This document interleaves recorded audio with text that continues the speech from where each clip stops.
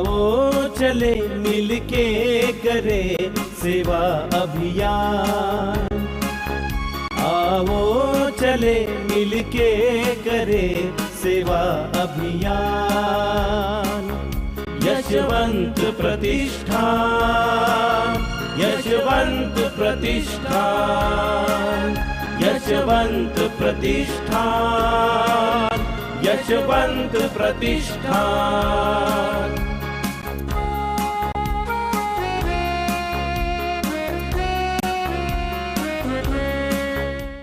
भरारीसाठी शोधावं रोज नवं आकाश आणि कर्तव्यासाठी तोडावेत भावनांचे पाश। कितीही दुःख असलं तरी चेहऱ्यावर असावेत हास्य तरंग, कितीही समस्या आल्या तरी ध्येय राहावे अभंग। खूप दिवसांपासून वाटतंय असं एकदा तरी जगून पहावं, खूप दिवसांपासून वाटतंय असं एकदा तरी जगून पहावं। अपयशाला रोज हिंडवत यशाला जिंकत जावं, यशाला जिंकत जावं। सगळीकडे हिरवळ असं निसर्गाच्या कुशीत असणारं मुळा एज्युकेशन सोसायटीचं श्री ज्ञानेश्वर महाविद्यालयात वाणिज्य शाखेमार्फत व्यंकटेश मल्टीस्टेट व व्यंकटेश फाउंडेशनचे चेअरमन अभिनाथ शिंदे सर यांचं मी कॉलेजच्या वतीने हार्दिक स्वागत करते। सध्याची परिस्थिती पाहता नोकरीच्या संधी कुठेच उपलब्ध नाही। तरुणांनी योग्य ते प्रशिक्षण घेऊन रोजगार निर्मिती केली पाहिजे। नोकरी मागणाऱ्या हातांपेक्षा नोकरी देणाऱ्या हात ही राष्ट्राची खरी संपत्ती आहे। शिंदे सर आमचे प्राचार्य सर नेहमी म्हणतात की विद्यार्थ्यांचा प्रवास हा एज्युकेशन टू प्रोफेशन असा व्हायला हवा। त्यासाठी आपल्या महाविद्यालयात नेहमीच वेगवेगळे नाविन्यपूर्ण कार्यक्रमांचे आयोजन केले जाते। उद्योजक बनण्यासाठी एक चांगला माणूस बनणे आवश्यक असते। वेगवेगळ्या वाटेने जाण्याची हिंमत केली पाहिजे। प्रचंड उत्साह, संयम, चौकटीच्या बाहेर जाऊन काम करण्याची तयारी पाहिजे। आव्हाने पेरण्याची क्षमता पाहिजे। सर मी कालच तुमच्या यूट्यूबवरचे व्हिडिओज आणि पोस्ट वगैरे बघितल्या तर अतिशय सुंदर असे सरांचे विचार आहेत। तर सर म्हणतात की व्हिजन, फ्युचर, आयडियाज अशा विषयांवर बोलणाऱ्या लोकांच्या संगतीत राहा, बरंच नवनवीन शिकायला मिळेल। मुळा एज्युकेशन सोसायटीचे श्री ज्ञानेश्वर महाविद्यालय नेवासा आजच्या उद्योजकता विकास कार्यशाळेसाठी आपण आमंत्रित केलेले जे काही प्रमुख अतिथी अभिनाथ शिंदे साहेब, chairman Venkatesh multi state cooperative society Ahmednagar यांचं आणि त्यांच्याच बरोबर ज्ञानेश झांबरे साहेब हे या ठिकाणी आपल्याला मार्गदर्शनासाठी उपस्थित राहिले म्हणून मी संस्थेच्या वतीनं आणि महाविद्यालयाच्या वतीनं सर्व विद्यार्थ्यांच्या वतीनं त्यांचं हार्दिक हार्दिक स्वागत करतो। त्याचबरोबर वरिष्ठ महाविद्यालयाचे उपप्राचार्य घनवट सर, या संवादचे संयोजक साळुंके सर, या कार्यक्रमाचं संयोजन ज्यांनी केलं ते कॉमर्स शाखेचे Toge sir, Pandit sir, Jadhav sir, या सर्वांचं मी या ठिकाणी स्वागत करतो। आणि कार्यक्रमाचा जो काही मुख्य उद्देश आहे, शिक्षणाबरोबर इतर काही जे आपल्याला मार्गदर्शन मिळावं आणि जे काही कर्तृत्ववान व्यक्तींनी जे काही लक्ष्य प्राप्त केलेलं आहे ते तुमच्या समोर उपस्थित व्हावे, तुम्हाला मार्गदर्शन करावं, या उद्देशाने आपण त्यांना आज या ठिकाणी निमंत्रित केलेलं आहे।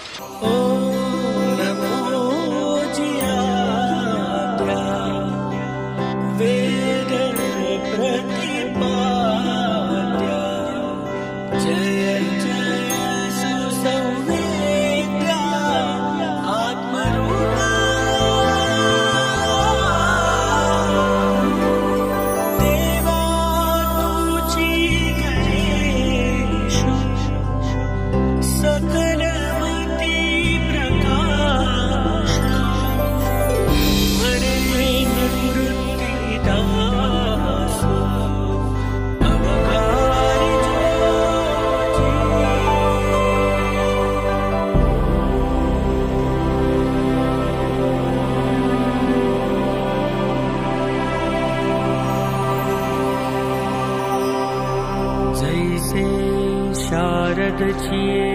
चंद्रमळे माती अमृतकड कोवळे प्रेमेची ती मनमवाळे चकोर तलगे माझा मराठाची बोलू कौतिके परी अमृतात तेही पैजा जिंके ऐसी अक्षरे रसिके मेळवीन आकारू जेथ सरे जीवतत्व जेथ विरे. आजच्या या कार्यक्रमाच्या प्रसंगी या कॉलेजचे प्राचार्य, कलापुरे साहेब, उपप्राचार्य, सर्व उपस्थित प्राध्यापक वृंद आणि विद्यार्थी मित्रांनो, आज उद्योजकता विकास कार्यशाळा हा विषय आपल्या कॉलेजनं जो काही आयोजित केलेला आहे, मला असं वाटतं आत्ता सगळ्यांसोबत जे काही बोलणं चालू होतं आणि त्यांनी या कॉलेजमध्ये राबवल्या जाणाऱ्या विविध उपक्रमाविषयी जी काही माहिती सांगितली, खरं तर त्या सगळ्या उपक्रमावर मी तर भारावून गेलो. मला असं वाटतं सर, महाराष्ट्राच्या कानाकोपऱ्यामध्ये असे खूप कमी कॉलेज असतील ज्या कॉलेजमध्ये मुलांच्या सर्वांगीण विकासासाठी एवढे सगळे उपक्रम राबवले जात आहेत. कारण या उद्योजकता विकास या विषयासाठी असेल, बँकिंग क्षेत्रामधल्या अवेअरनेससाठी असेल, मी वेगवेगळ्या कॉलेजला भेटी देत असतो आणि त्या माध्यमातून वेगवेगळ्या कॉलेजमध्ये जाण्याचा प्रसंग येतो आणि लक्षात येतं की तिथं काय चाललं आहे नेमकं. बऱ्यापैकी शिक्षणाची चौकट मोडायची नाही असा काही जणू काही नियम आहे. अशा पद्धतीनं कॉलेजमध्ये सगळ्या ॲक्टिव्हिटी होत असतात. पण मला असं वाटतं आपले कॉलेज त्याला एक वेगळा अपवाद आहे. म्हणजे मला असं वाटतं ही सगळी आपल्या कॉलेजचे जे संस्थापक आहे, गडाखसाहेब आणि सगळी फॅमिली, मला वाटतं त्यांचाच एक आदर्श आहे. म्हणजे संस्कृती संवर्धन असेल, व्यावसायिकता असेल, उद्योजकता असेल, या सगळ्या विषयामध्ये अतिशय खूप मोठं असं काम जे केवळ आपल्याला जिल्ह्याला नाही, राज्याला आणि देशाला दिशा देईल अशा पद्धतीचं काम आपल्या संस्थापकाकडनं होतं आहे. आणि तेच काम मला वाटतं आपल्या कॉलेजचे प्राचार्य, आपले संपूर्ण प्राध्यापक टीम आपल्या सर्वांसाठी करते आहे. मला असं वाटतंय या प्रसंगी म्हणजे आपल्याला ही सूचना द्यायची वेळ नक्कीच यायला नको होती की आपण शांत बसलं पाहिजे. तुम्ही शांत नक्कीच नाही बसलं पाहिजे, पण कुठं नाही बसलं पाहिजे आणि कुठं बसलं पाहिजे याचं भान मला असं वाटतं आपल्या सगळ्यांना ठेवावं लागेल. शांत मला असं वाटतं तुम्ही या ठिकाणी बसलं पाहिजे, पण इथून पुढच्या आयुष्यामध्ये तुम्हाला जे काही करायचं आहे ना, त्याच्यासाठी शांत बसण्याची काही गरज नाही. बऱ्यापैकी उलटं होत आहे. आता तुम्ही काहीतरी दंगामस्ती करणार, थोडंसं बेशिस्तीचं काहीतरी बोलणं चालणं हे सगळं होईल आणि नंतरच्या आयुष्यामध्ये काय तर काहीच नाही. हे आपल्याला करायचं नाही आहे. मी काही वेगळा नाही आहे, तुमच्यासारखाच एक आहे. 2 हात, 2 काळे, 2 कान, 2 पाय, 2 डोळे असंच सगळं आहे. फक्त काय तर थोडासा वेगळा विचार केला आहे, थोडीशी वेगळी डेअरिंग केली आहे आणि त्या माध्यमातून हा एक प्रवास चालू केला आहे.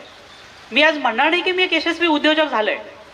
एक यशस्वी उद्योजकीय प्रवास नक्कीच चालू केलेला आहे. सरांनी जो काही माझा परिचय दिला तो अतिशय अल्प परिचय होता. मी बोलण्याच्या ओघामध्ये मी सध्या काय काय करतोय म्हणण्यापेक्षा आम्ही काय काय करतोय, या वेगवेगळ्या उद्योग क्षेत्रामध्ये कशा पद्धतीनं पदार्पण केलंय, का केलंय आणि त्यानं आम्ही आणि आपण समाजाला काय देऊ शकतो, या सगळ्या प्रवासाविषयी मी तुम्हाला सांगणारच आहे. आणि हे सगळं सांगण्याचं कारण काय फक्त तर त्यातनं तुम्ही सगळ्यांनी स्फूर्ती घ्यावी, काहीतरी प्रेरणा घ्यावी आणि तुम्हीही हे करू शकता हा एक विश्वास आज या ठिकाणी घेऊन जावा. मी तुम्हाला खात्री देतो की पुढच्या 1 तासामध्ये जर तुम्ही हा 1 तास फक्त मला दिला ना, तुमच्या आयुष्यामध्ये एक आमूलाग्र बदल झाल्याशिवाय काही राहणार नाही. फक्त 1 तास मला तुम्ही द्या आणि 1 तासाच्या या काळामध्ये कदाचित तुम्ही तुमच्या भविष्यासाठी जो काही निर्णय घेणार आहात तर तो हा 1 तासाचा तुमचं जीवन बदलणारा असा काही वेळ असू शकतो. जसं सरांनी एक इन्सिडेंट सांगितला माझ्याविषयी की STची बस जात होती, त्याच्यावरची मी जाहिरात बघितली. जाहिरात तर हजारो काही लाखो लोकांनी बघितल्यात. फक्त त्याच्यातनं मी जी काही प्रेरणा घेतली आणि मी काय त्याच्यावर जे काही काम केलंय, तसाच विषय आजचाही होऊ शकतो. मला हेही माहिती आहे की तुमच्यापैकी प्रत्येकजण ते करणार नाहीये, पण जे कोणी काही करतील ना त्यांच्याकडे बाकीचे लोक कामं करतील. आणि त्याच्यासाठी मला असं वाटतं ह्या सगळ्या गोष्टींची गरज आहे. आपला जो देश आहे मला वाटतं खूप विशाल लोकसंख्येचा असा देश आहे. 140 कोटी लोकसंख्येचा आपला देश आहे. आणि याची सगळ्यात मोठी स्ट्रेंथ काय, तर आता जसं ऋतुजानं सांगितलं जवळपास 65% तरुण आहेत. तरुण म्हणजे काय, तरुण जगाला हलवू शकतो, तरुण जगाला नमवू शकतो. महासत्ता करण्यासाठी आपल्याकडे जी सर्वात मोठी स्ट्रेंथ आहे ती तरुण आहे. ही तरुण म्हणजे कोण, तर तुम्ही आहात. आणि तुम्हाला जर योग्य वेळी योग्य निर्णय घेण्यासाठी योग्य मार्गदर्शन भेटलं तर या गोष्टी नक्की होऊ शकतात. आणि मला वाटतं आपलं कॉलेज याच्यासाठी खूप चांगले चांगले उपक्रम राबवतोय. सरांनी आता मला सांगितलं की तुमच्याकडे सातत्याने वेगवेगळी लोक येत असतात, मार्गदर्शन करत असतात. पुस्तकाच्या बाहेर जाऊनही आम्हाला आमच्या मुलांना घडवायचं आहे. हा जो काही प्रामाणिक हेतू आहे ना, ह्या हेतूसाठी त्या हेतूला तुम्ही तेवढा मोठा प्रतिसाद दिला पाहिजे आणि त्या माध्यमातून स्वतःच्या विकासासाठी काम केलं पाहिजे. कारण असं अजिबात नाही की तुमचे जे वय अजिबातच कळत नाही, सगळं कळतंय असं जरी नसेल तर अजिबात कळत नाही असा काही विषय नाही आहे. वाटतं प्रत्येकाच्या हातामध्ये आता मोबाईल आहे, आपण टी व्हीच्या माध्यमातून पाहतोय. फक्त याचा पॉझिटिव्ह वापर आपल्याला सगळ्यांना करावा लागणार आहे आणि त्या माध्यमातून पुढं जावं लागणार आहे. हे सगळं होत असताना मी ज्यावेळेस आता कॉलेज जीवनामध्ये होतो त्यावेळेस मी काय विचार करायचा आणि आता तुम्ही काय विचार करताय बघा, तोच विचार तुम्ही करताय का. ज्यावेळेस मी कॉलेजमध्ये होतो ना त्याच्या अगोदर मी माझ्या शाळेमध्ये शिकणाऱ्या शिक्षकांना विचारायचं की मला खूप श्रीमंत व्हायचं आहे. तुमच्यापैकी किती मुलांना असं वाटतंय, किती मुलींना असं वाटतं की आपल्यालाही आपल्या आयुष्यामध्ये खूप श्रीमंत व्हायचं आहे. हातवर केले तरी चालतील जागेवर, तेवढीच आपल्या हालचाली होतील. आणि मला तर इंटरॅक्टिव्ह सेशनमध्ये जास्त आनंद वाटेल. खूप छान, म्हणजे बऱ्याच मुलांची अशी इच्छा आहे की मला श्रीमंत व्हायचं आहे. म्हणजे नक्कीच हा प्रश्न मी याच्यासाठी विचारला की कसं व्हायचं, याची उत्तरं तुम्हाला या पुढच्या 1 तासामध्ये नक्कीच मिळू शकतात. श्रीमंत जोच होऊ शकतो जो श्रीमंत होण्याचा विचार करतो.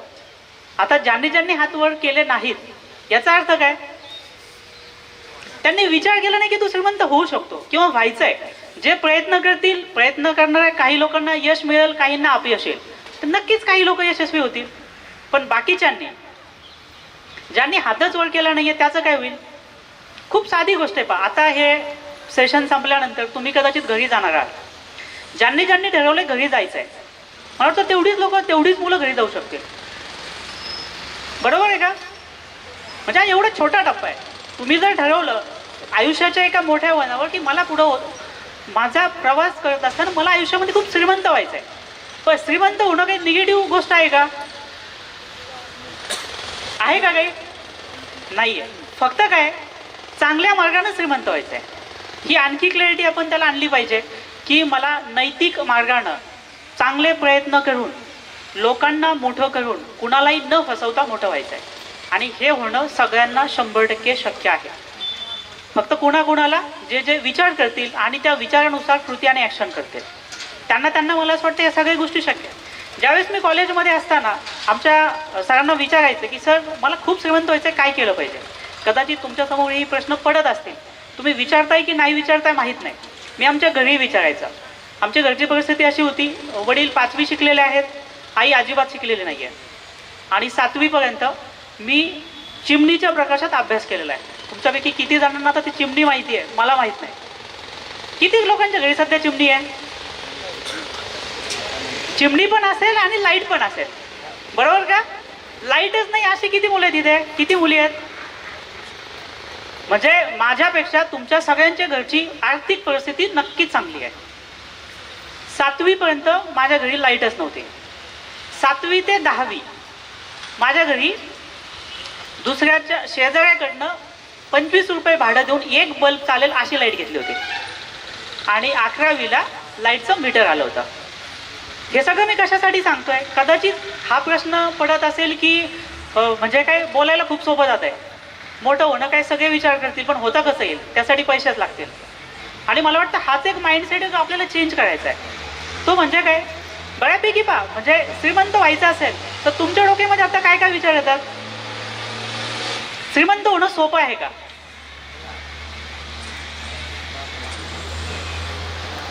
आहे का, कशामुळे सोपं नाही बघा?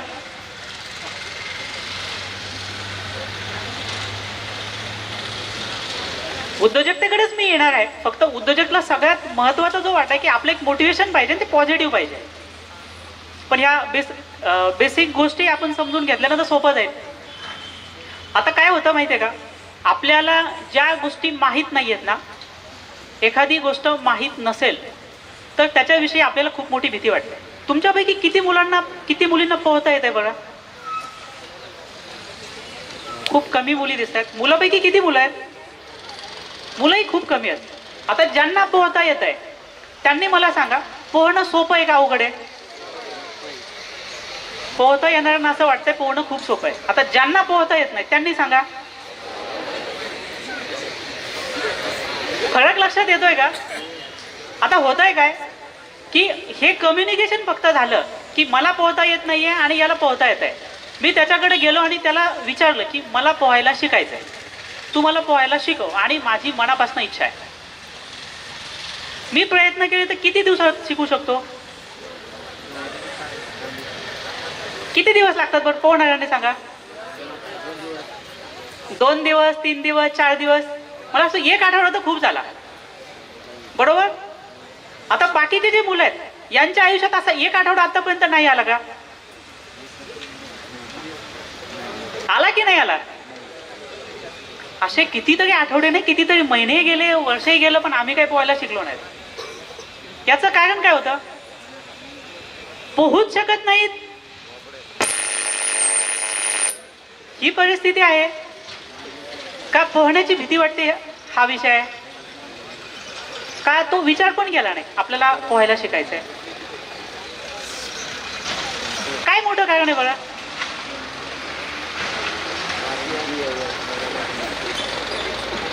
काय मोठं कारण असेल? समोरच्या मुलांनी बोललं ना तरी पण चालेल, म्हणजे मागच्यांचा आवाज इथपर्यंत येणार नाही, पण समोरच्यानी उभं राहून सांगितलं चालेल, बसून सांगितलं तरी पण चालेल. हा, भीती वाटते. वैभवला असं वाटते की ती भीती वाटत होती म्हणून तो शिकला नाही. बाकीच्यांचं काय म्हणणं आहे? इकडं शिकलेले आज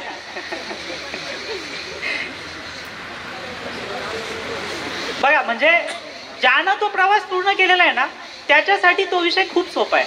आणि प्रत्येक ऍक्टिव्हिटी फक्त काय तर शिकण्याच्या पद्धती वेगवेगळ्या आहेत. आपल्याला जर असं वाटत असेल ना फक्त पुस्तकी अभ्यास करून मला प्रत्येक गोष्टी शिकता येतात, तर नाही. हे फक्त अकॅडमिक एज्युकेशन आहे की जिथं आपण पुस्तकी ज्ञान मिळवून आपण तिथं अकॅडमिक्समध्ये खूप चांगले मार्क्स मिळवू शकतो. पण आयुष्यामध्ये अशा गोष्टी घडत नाहीत. आयुष्य हे खूप वेगळं आहे. आपण ज्या पद्धतीनं पोहण्याचा विषय केला ना, बघा एखाद्यानं कसं पोहायचं असं एखादं पुस्तक पूर्ण पाठ केलं तरी तो पाण्यामध्ये उतरू तरी शकतो का? एकटा नाही कधी उतरू शकत. अगदी सायकल शिकण्याचा विषय असेल, ज्यावेळेस तुम्ही पहा कधी सायकल ज्यावेळेस शिकलात त्यावेळेस काय केलं तुम्ही पडले असणार, बरोबर? दुसरा विषय असा आहे की सायकल पकडण्यासाठी कोणीतरी असेल, मोठा भाऊ बहीण आई वडील कोणीतरी असणार, आणि ह्या माध्यमातून धडपडत तुम्ही शिकला. पण याच्यामध्ये पण तुमची एक मानसिकता होती की मला सायकल शिकायची. आता हाच विषय आहे उद्योजकतेचा की ज्या ठिकाणी तुम्हाला जर उद्योजकता शिकायची असेल ना तर सगळ्यात अगोदर काय, जसं पोहणं शिकता येण्यासाठी पोहण्याचा विचार डोक्यामध्ये पाहिजे आणि तो एक दृढ निश्चय पाहिजे. मला काही गटांगळ्या खाव्या लागल्या तरी पण मला पोहायला शिकायचंच आहे. माझे गुडघे फुटले तरी पण चालतील, पण मला सायकल शिकायचीच आहे. हा जर विचार आपल्यामध्ये असेल ना तर आपण 100% ह्या गोष्टी करू शकतो. मग उद्योजकताही त्याला अपवाद नाही आहे. जर तुम्हाला उद्योजकीय प्रवास करायचा असेल तर ह्या सगळ्या गोष्टी आपण अगदी इझिली करू शकतो. फक्त काय, जसं पोहणं शिकण्यासाठी ज्याला पोहायला येते ना त्याला भेटलं पाहिजे, सायकल शिकण्यासाठी जो सायकल शिकवू शकतो आणि शिकलेला आहे त्याला आपण भेटलं पाहिजे. तसाच उद्योजकीय प्रवास आहे. जे जे उद्योजक झालेले आहेत तुम्ही त्यांना भेटला, त्यांच्या प्रवासाविषयी आपण जाणून घेतलं तर ह्या गोष्टी मला असं वाटतं खूप सोप्या होऊ शकतात. पण त्याच्या अगोदर आपण हे समजून घेतलं पाहिजे मला उद्योजक व्हायचं का, आणि का व्हायचं उद्योजक. मला वाटतं सगळे कॉमर्स डिव्हिजनचे मुलं आणि मुले इथं आहेत का बाकीचे पण आहेत, सायन्सचे पण इथं आहेत. आता मला सांगा, आपण एका स्ट्रीम वाईज जाऊ. कॉमर्स विभागातल्या मुलांना 11वी 12वी कॉमर्स आहेत सध्या, हे झाल्याच्यानंतर पुढं काय करायचं आहे? CA व्हायचंय. आणखी आवाज थोडा मोठा येऊ द्या. CS व्हायचंय. ओके. आणखी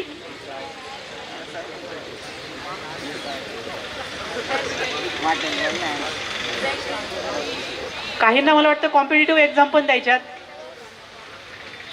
ज्यांना सायन्समध्ये ज्यांनी ॲडमिशन घेतले त्यांना पुढं काय करायचं आहे?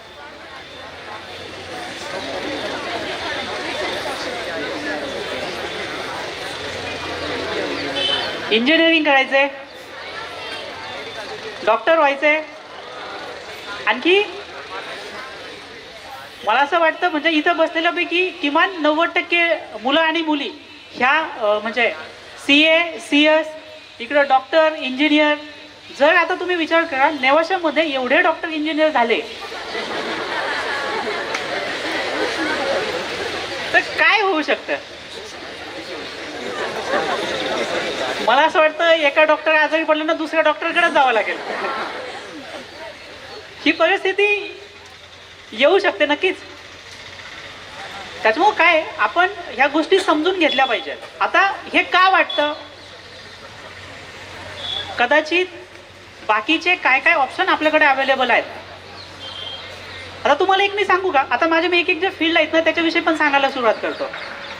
बरोबर, सायन्सचे मुलं आहेत तर मे बी फार्मसीकडे जाऊ शकतात, काही पुढे D फार्मकडे जातात, B फार्मकडे जातात, त्या फील्डकडे जाऊ शकतात. इंजिनिअरिंग मुलं आहेत, मेकॅनिकल इंजिनियर होतील, इलेक्ट्रिकल इंजिनियर होतील, कम्प्युटर इंजिनियर होतील. मी सायन्सचा विद्यार्थी आहे. सायन्स नंतर मी पुढं मला नंतर प्रॅक्टिकली शिकता आलं नाही, त्याच्यामुळं मी यशवंतराव चव्हाण मुक्त विद्यापीठामधनं ग्रॅज्युएशन कंप्लीट केलं, पोस्ट ग्रॅज्युएशन कंप्लीट केलं. आता माझ्याकडं एक जी कंपनी आहे लॉन्जेव्हिटी आयुर क्लिनिक प्रायव्हेट लिमिटेड, ही कंपनी आयुर्वेदिक औषधांचं प्रोडक्शन करते. आणि याच्यामध्ये सायन्स झालेले कितीतरी कॅन्डिडेट आहेत, ग्रॅज्युएट झालेले आहेत, अगदी B फार्म झालेले आहेत, M फार्म झालेले आहेत. दुसरा इकडचा जो काही विषय आहे इंजिनिअरिंगमधला, त्याच्यामध्ये माझी हॅबिटस बिल्डवेल प्रायव्हेट लिमिटेड नावाची एक कंपनी आहे, जी कंपनी गव्हर्नमेंट कॉन्ट्रॅक्टिंगमध्ये काम करते. म्हणजे शासनाचे वेगवेगळे प्रोजेक्ट, मोठे मोठे रस्ते बांधणं असेल, पूल बांधणं असेल, मोठमोठे बिल्डिंग बांधणं असेल, ही काम करते. आणि त्या ठिकाणी वेगवेगळे इंजिनियर्स काम करतात. आता ते काम करण्यासाठी मी स्वतः इंजिनियर होण्याची गरज मला काही पडली नाही. बरोबर आहे. आणि दुसरा विषय की हे सगळे लोक मी खूप इझिली ॲक्वायर करू शकलो. मला पाहिजे ती, मला अगदी निवडून हां एकदम टॅलेंटेड आहे ना तोच मी घेईल, बाकीच्यांना एंट्री भेटणार नाही. मला 100 लोक लागत आहेत तर मला माहिती आहे मार्केटमध्ये 3,000 ते 4,000 लोक आहेत, ते त्या इंटरव्ह्यूला येतात. हे कशामुळे शक्य झालं? हे शक्य झालं त्या उद्योजकीय प्रवासामुळं. जो उद्योजकीय प्रवास आहे, दुसरी आणखी कंपनीचं नाव लगेच सांगतो, गोस्मार्ट इन्फोटेक प्रायव्हेट लिमिटेड. ही एक IT मधली कंपनी आहे. तिथं कम्प्युटर इंजिनियर्स काम करतात आणि त्या कंपनीच्या माध्यमातून वेगवेगळे सॉफ्टवेअर डेव्हलप करण्याचं आम्ही काम करतो. तिथंही मला कम्प्युटर इंजिनियर होण्याची अजिबातही गरज पडली नाही. कशामुळे? त्याचंही कारण आहे उद्योजकीय प्रवास. ज्या उद्योजकीय प्रवास तो सगळा अभ्यास मी करू. तो अभ्यास म्हणजे काय, ॲकॅडेमिक्समध्ये मी कुठेही त्याच्यामध्ये कोणतं एज्युकेशन घेतलं नाही, पण ते एज्युकेशन जे वास्तव जीवनामधलं आहे की जसं पोहायला शिकायचं असेल तर काय करावं लागेल, पाण्यातच पडावं लागेल. सायकल शिकायची असेल तर सायकल चालवूनच पाहावी लागेल. असा हा जो काही प्रवास आहे ना, खूप छोटा आणि खूप शून्यातनं प्रवास त्या ठिकाणी सुरू केला. आणि त्या माध्यमातून आता टप्प्याटप्प्यावर वेगवेगळ्या कंपन्या विचार केला तर त्या क्षेत्रामध्ये जाऊ शकतो आणि त्या पद्धतीचे टॅलेंट ॲक्वायर करून त्यांच्याकडनं काम करू शकतो. ही सगळी परिस्थिती आपण करू शकतो. आता हे सगळं तुम्हालाही शक्य आहे का? जर तुम्ही तो विचार केला तर हे 100% शक्य आहे. पण त्याच्यासाठी काय, तुम्हाला आत्तापासून तो विचार करावा लागेल की मला हे करायचं आहे. ज्यावेळेस मी कॉलेज, परत आता आपण तिकडे जाऊ, ज्यावेळेस मी कॉलेज जीवनामध्ये होतो मी शिक्षकांना विचारायचं की मला श्रीमंत व्हायचं आहे, पण त्यावेळेस मला त्यांच्याकडनं मार्गदर्शन काही भेटायचं नाही. त्यांच्याकडनं एकच उत्तर असायचं, तू खूप अभ्यास कर, खूप मोठी नोकरी मिळव आणि एखाद्या कंपनीमध्ये जॉईन हो. आता मला प्रश्न पडायचा, मी ज्यावेळेस तेव्हापासनं म्हणजे कॉलेज जीवनामध्ये असताना त्यावेळेस माझ्याकडे मोबाईल नव्हता, पण बाकीचे जे काही मित्र आहेत, जे काही नेटवर्क मी उभा केलेला आहे शाळेमध्ये माझ्याकडं, तर तिथं मी ज्यावेळेस गुगलवर सर्च करायचं, पेपरमध्ये बघायचं, भारतातल्या 100 का अगदी 500 श्रीमंताची यादी जर काढली ना, त्याच्यामध्ये एकाही नोकरदार व्यक्तीचं नाव यायचं नाही. तुम्ही काढून बघा, India's top most 100 richest person list, याच्यामध्ये कुणाची नावं येतात बरं? हां, याच्यामध्ये सगळे उद्योजकांचीच नावं येतात, बरोबर आहे. पण हे सगळे उद्योजक किती शिकलेले आहेत? अगदी कमी पण शिकलेले आहेत. अगदी आत्ता तुम्हाला मी यांचं उदाहरण सांगतो, गौतम अदानी, अदानी ग्रुप कितवी शिकलेले आहेत?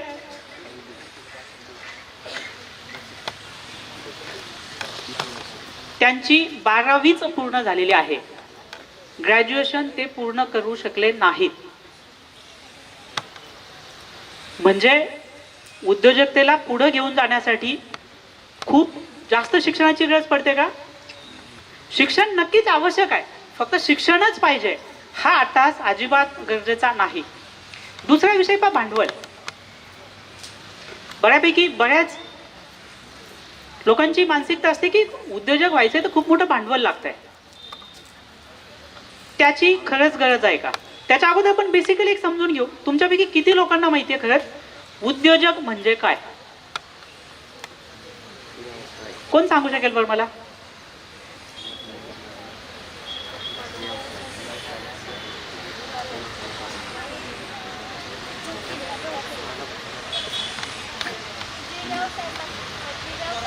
उभारून सांगते.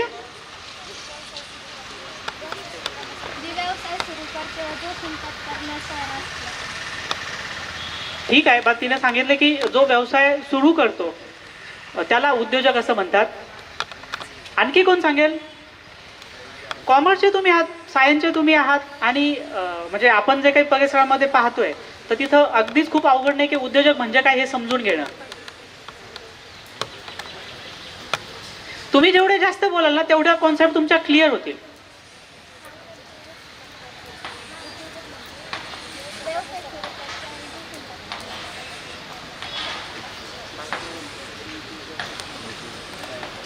आपल्याकडे खूप जास्त वेळ नाहीये, त्याच्यामुळे आपल्याला पटपट पुढे जायचं. आणि हे तर खूप बेसिक गोष्ट आहे. आपण जर उद्योजकता विकासावर बोलत असो ना तर आपल्याला बेसिकली हे समजलं पाहिजे की उद्योजक म्हणजे काय. खूप छान, त्यानं सांगितलं पाहिजे जो रोजगार निर्माण करतो त्याला उद्योजक असं म्हणतात. खूप छान. आणखी कोण सांगताय? पहा, याच्यामध्ये मी आता क्लिअर करतो तुम्हाला की उद्योजक आणि व्यावसायिक याच्यामध्येही फरक आहे. आपण जनरली कोणालाही उद्योजक म्हणतो बा बोलताना सहज, हे उद्योजक आहेत. तो खरंच उद्योजक आहे का? व्यावसायिक आणि उद्योजक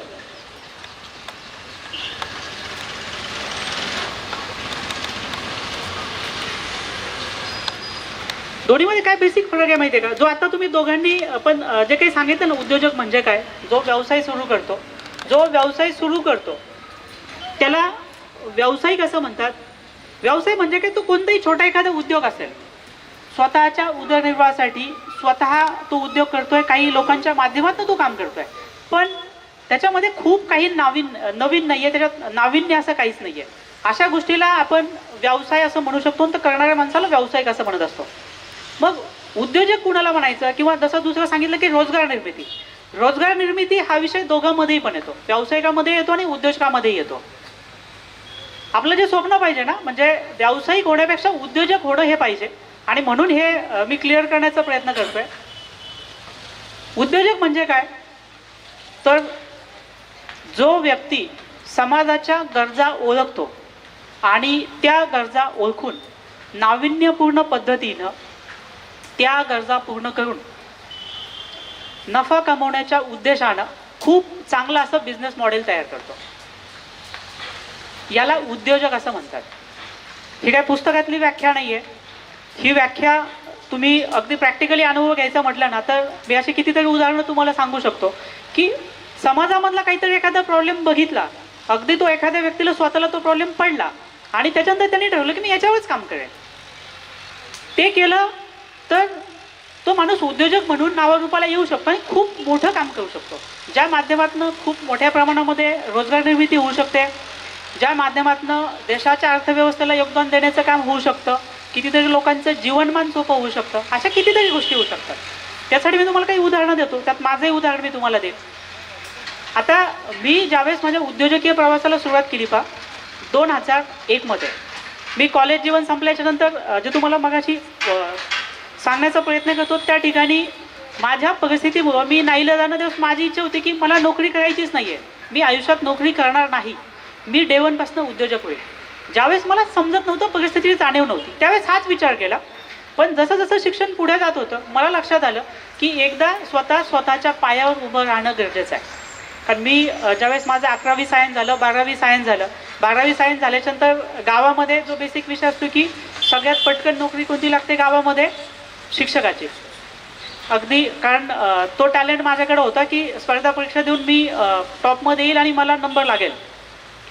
तर इकडे मला काही जायचं नव्हतं, म्हणून मी जाणीवपूर्वक ग्रॅज्युएशन करण्यासाठी सायन्सला ॲडमिशन घेतलं. FYBSc डिस्टिंक्शनमध्ये होतो, SYBSc डिस्टिंक्शनला होतो. पण लक्षात आलं की पुढे जाऊन काय होऊ शकतं आणि ते चॅलेंजेस होते. हे सगळं करत असताना घरचे मला रोजंदारीवर कामाला जाऊन शिकवत होते. ते करत असताना नाईलाजानं मी परत एकदा निर्णय घेतला की आता आपण काय करू, एकदा आपण स्वतःच्या पायावर उभं राहण्यासाठी आयुष्यातले काही वर्ष खर्च करू. आणि त्याच्यासाठी नाईलाजानं मी परत DED ला जाण्याचा निर्णय घेतला. तो निर्णय घेऊन गव्हर्नमेंट कॉलेजला नंबर लागला.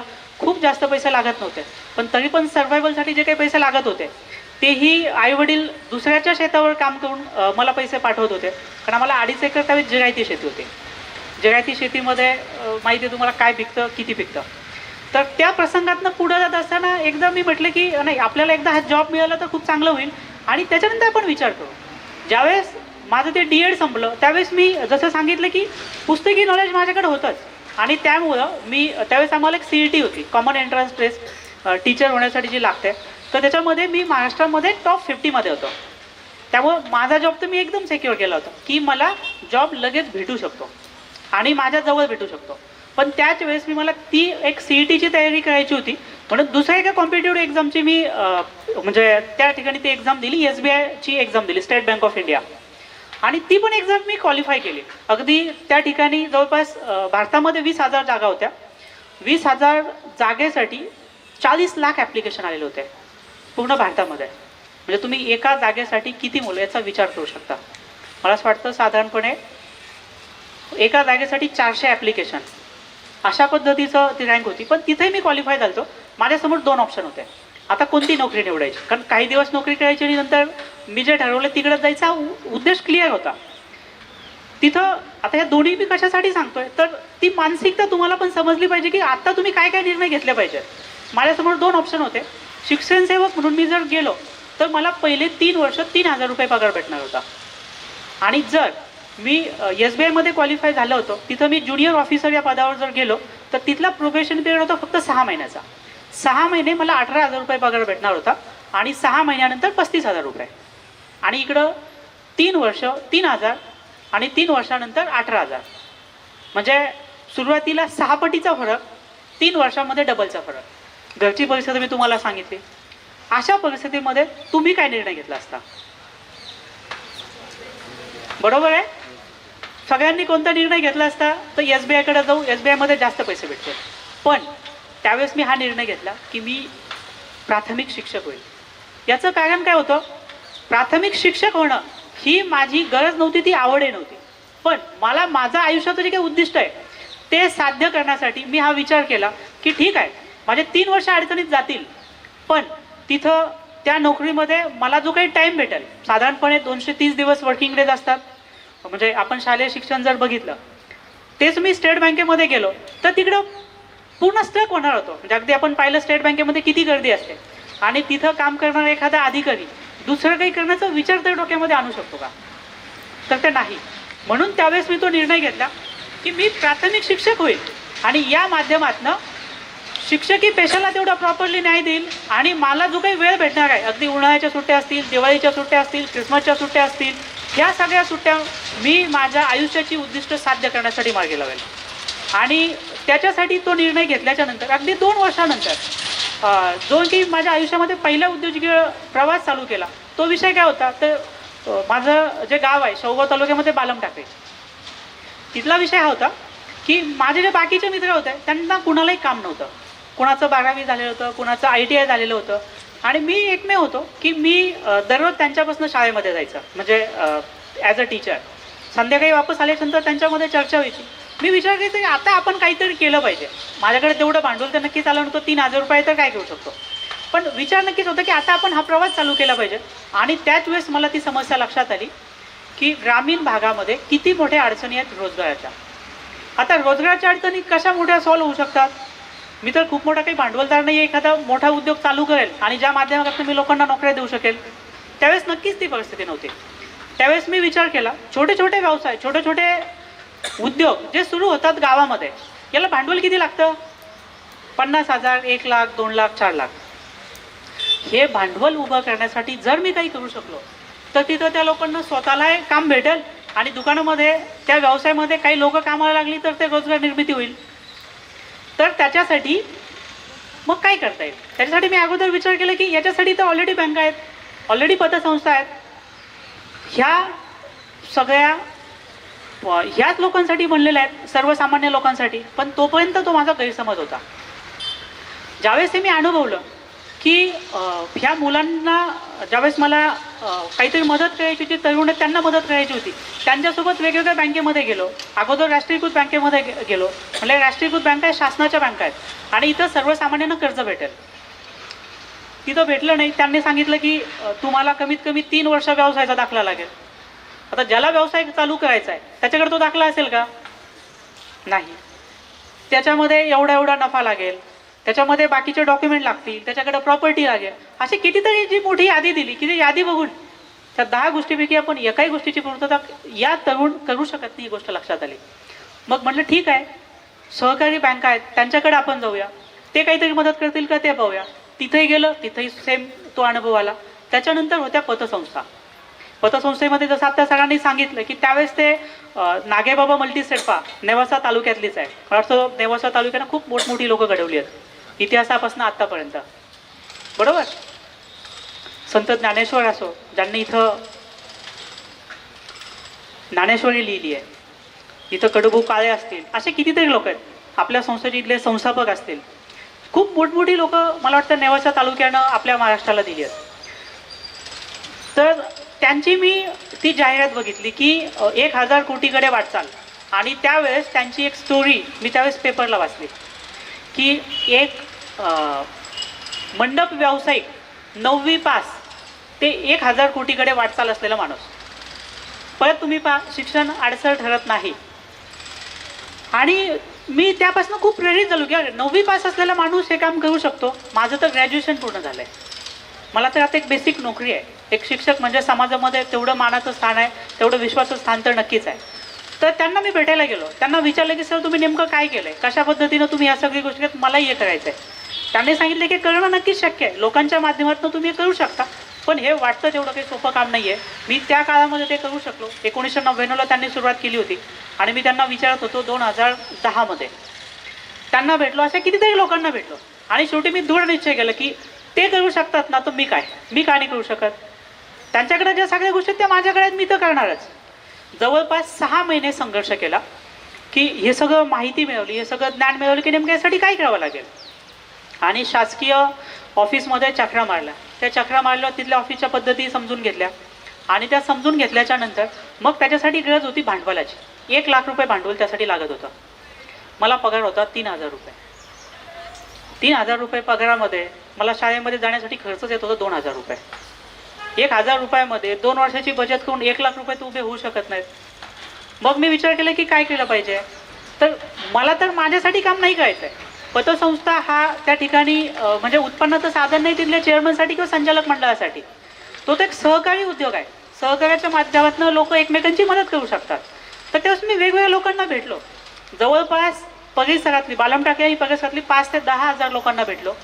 आणि त्या सगळ्या लोकांना मी माझा उद्देश सांगायचा. कित्येक लोकांनी म्हटलं तुला काय वेळ लागलं का, हे असं काही नसतं, हे असं मोठमोठ्या लोकांचे कामं असतात.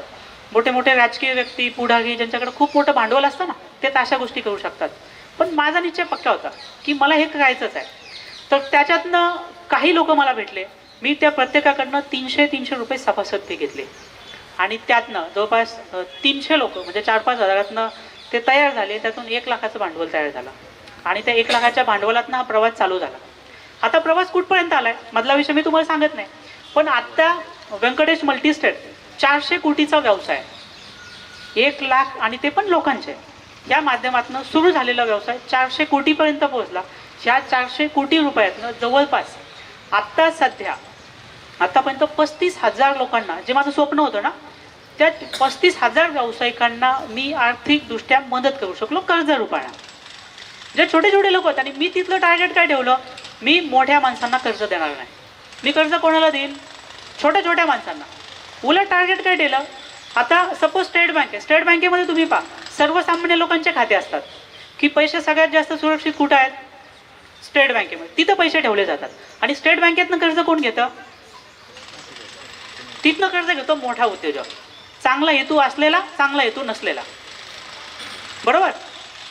आणि परत दुसरा विषय त्याच्यामध्ये साक्षरतेचाही तो विषय येतो की आता मोठे कर्ज तेच लोक काय घेतात? त्यांच्याकडे ती आर्थिक साक्षरता आहे, उद्योजकीय कौशल्य त्यांनी अवगत केली.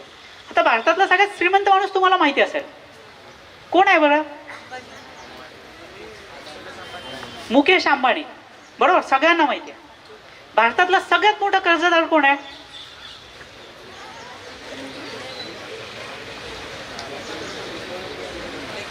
कोण असेल बघा? नाही, विजय मल्ल्या नाहीये. विजय मल्ल्याने फक्त 8,000 कोटीचं कर्ज घेतलंय. म्हणजे ह्या मोठ्या तुलनेत, आता मी जे काही मोठं नाव सांगणार ना तुम्हाला,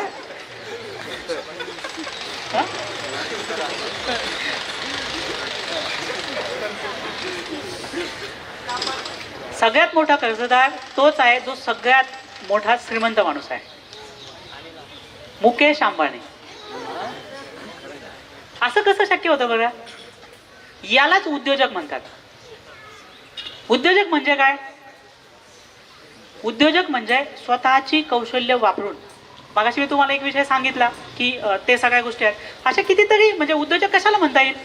स्वतःच्या आयडिया तो प्रॉपरली वापरतो आणि त्या माध्यमातून वेगवेगळ्या माध्यमातून पैसे उभे करतो.